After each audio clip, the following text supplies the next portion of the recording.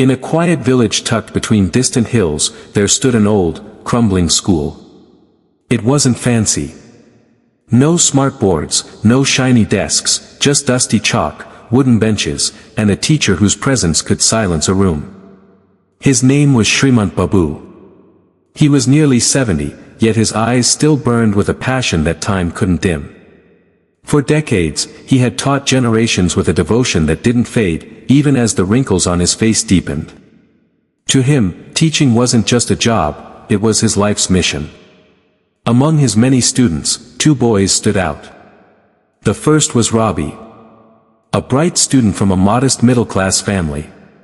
He had one mission: study, study, study. Day in and day out, he buried himself in books, convinced that hard work, relentless, grueling effort, was the only path to success. If he wasn't sweating over a textbook, he felt like he was falling behind. Then there was Sujin. Sujin's story was different. His father was a poor farmer.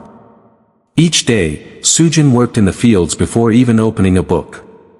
But despite the exhaustion, he didn't complain. He believed in something more, that success wasn't just about how hard you work, it was also about how smart you work. Strategy, perspective, and timing mattered just as much as effort. And that's where their journeys began, 2 boys in the same classroom, taught by the same man, but fueled by completely different philosophies. Let me ask you this. Which one would you bet on, the one who never stops grinding, or the one who pauses to think before moving forward? Because sometimes in life, it's not just about how hard you push. It's about whether you're even pushing in the right direction. While most kids went home to dinner and homework, Sujin went home to a different reality. His house wasn't filled with warm meals or cozy lights.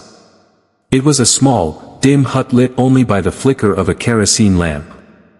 By day, he helped his father in the fields, plowing, planting, sweating under the sun. By night, he studied. Not because it was easy, but because he believed he had no other way out. One evening, after a long day in the dirt, Sujin sat down with his tattered books, eyes heavy but spirit still burning. His father, frustrated and tired, looked at him and snapped, "Why are you wasting time with those books? We're poor. What will studying ever do for us?" Can you imagine hearing that, from your own father? But Sujin didn't lash out. He looked down and whispered, "If I don't study, we'll always be poor." There was a long silence. His father sighed, defeated, and muttered, "Education is for the rich, how will I ever afford it?" Sujin's voice trembled, but he didn't flinch. "I'm not studying for money, father. I'm studying for tomorrow." That night, Sujin didn't sleep. He wiped away his tears, lit the lamp again, and turned the pages of hope, because he had little time, but big dreams. You see, some people study because they have to. Others study because they must. When survival meets purpose, something powerful awakens in the human soul. And Sujin, though poor in possessions, was already rich in determination. So I ask you, when life tells you to give up, will you listen? Or will you light your own lamp in the dark? One morning, as the sun lit up the old classroom, Srimant Babu stood before his students with a calm, steady voice. But today, something was different. "This," he said, "will be your final test." Robbie and Sujin leaned in, curious.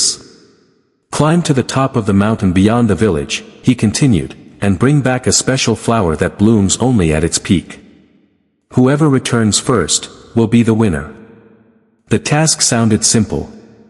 But they knew, it wouldn't be. The very next morning, Robbie was out the door before the sun rose. He ran, determined and focused, pushing himself through heat, steep rocks, and exhaustion.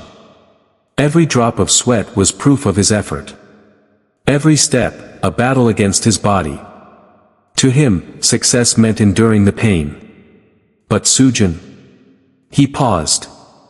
He looked at the mountain and thought, there must be another way. Instead of rushing, he approached an old man sitting beneath a tree and asked, "Is there a smarter path up the mountain?" The old man smiled. "There's a narrow trail behind the hill.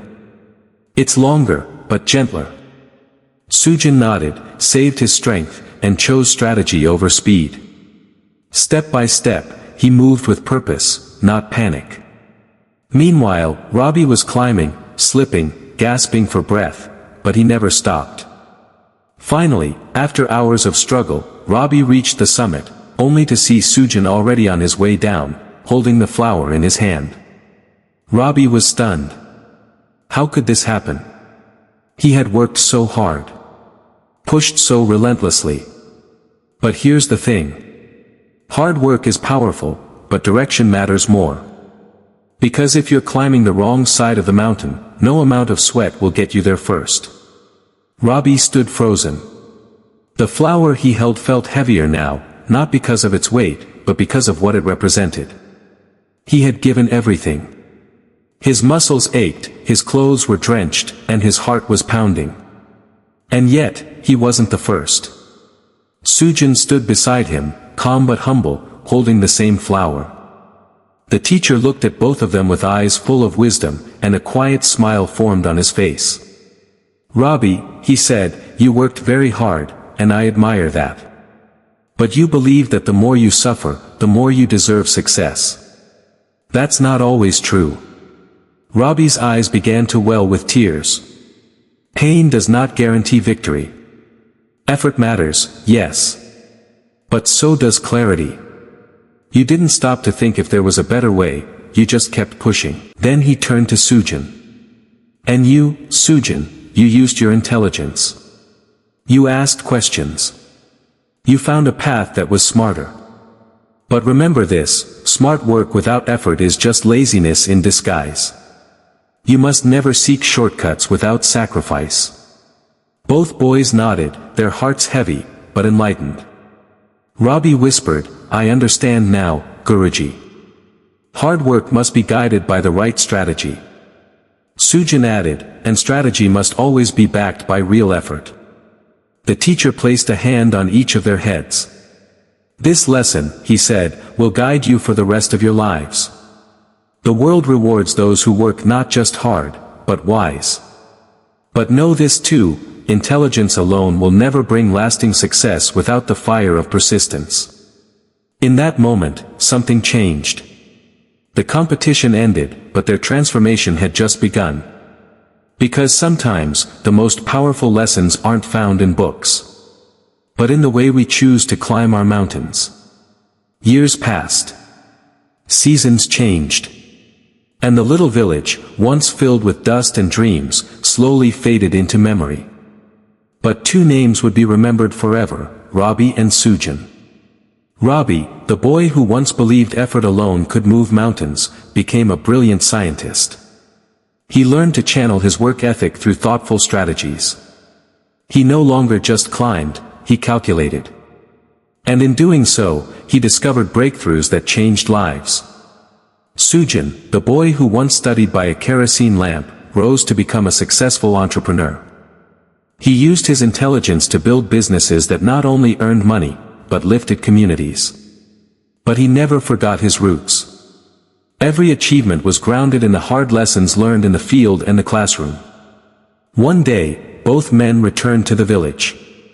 Older, wiser, their faces lined not by age, but by experience. They found their teacher, Srimant Babu, now a fragile old man, sitting in the shade of the very school where it all began. Without a word, they knelt before him, each placing a hand on his knee. Guruji, they said in unison, your last lesson made us who we are. The old teacher smiled, tears welling in his eyes. He looked at them, full of pride. I always knew, he whispered, because the secret to success has always been simple. The perfect balance of hard work and intelligence. They didn't need to say more. Sometimes, silence says everything. That day, they didn't just thank a teacher. They honored the wisdom that shaped their lives. And maybe, just maybe, that's what success really is, not what we achieve, but who we become on the way there.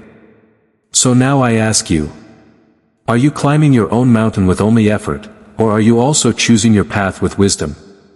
Because the truth is, life doesn't just reward the strong, it rewards the strategic. And success. It's not about suffering endlessly or taking shortcuts. It's about the balance between your fire and your focus. If this story moved you, if it made you think about your own journey, then this channel is for you. Here, we tell stories that stir your spirit, challenge your mindset, and light a fire in your soul. Share your thoughts below. Have you ever chosen effort over strategy? Or the other way around? And don't forget to subscribe if you want more stories like this one, stories that don't just motivate, but transform. Until next time, stay grounded, stay wise, and never stop climbing.